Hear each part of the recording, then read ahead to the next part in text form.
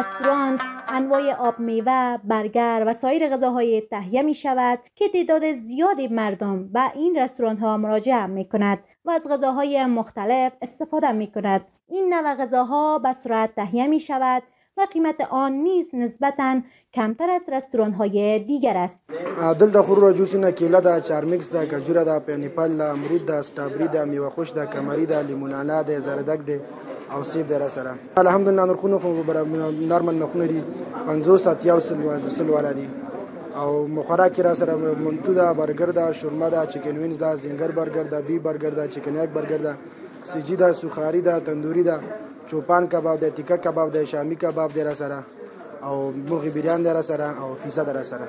ماشاءالله الحمدلله دلته خو موږ ماشاءالله تقریبا د سی وجې 15 شو پورې کسان کار کو دلته، دوه شي به کار د موږ سره دلته، یو د سهار نه تر ماښامه پورې، بل د ورځې 12 نه د شپې یا 9 وخته پورې تر بازار ټیمه پورې وی پورې 2 پورې.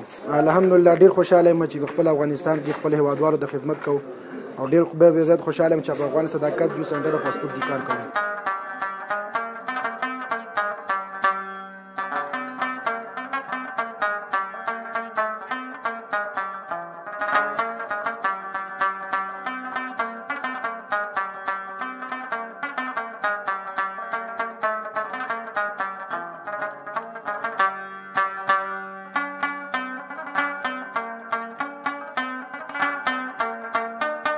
زه جوس استاد یم دلته او د لیمبو اچوره حبزه ده، دلته کیله ده، چارمیکس ده، امرود ده، استابری ده، کجوره ده، پینیپل ده، انار ده، مالټه ده.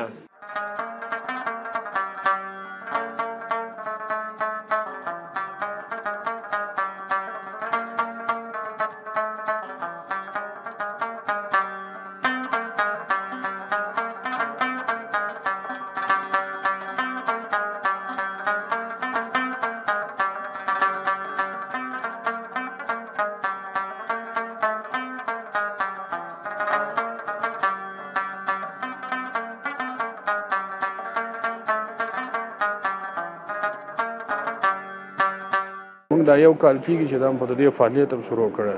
دغه خو موږ جوس دی او پاسپورت دی او اساجي چرګ، بریان چرګ، پیزا، شورما، منتو، برګر او جوسونه دي او موږ ډېر ښه کیفیت سره لکه زموږ دلته د مشتریان ډېر خوښوي، لکه خلکو ډېر خوښ کړي دلته زموږ مشتریان او کابل کې. بسیاری از دکانداران و کسبکاران در شهر کابل تلاش می کنند تا رقابت سالم و نوآوری های جدید ایجاد کنند که باعث کاهش قیمت ها و بهبود کیفیت غذاها و سایر مواد مصرفی شده است. سونیا بهادری، تایم نیوز، کابل.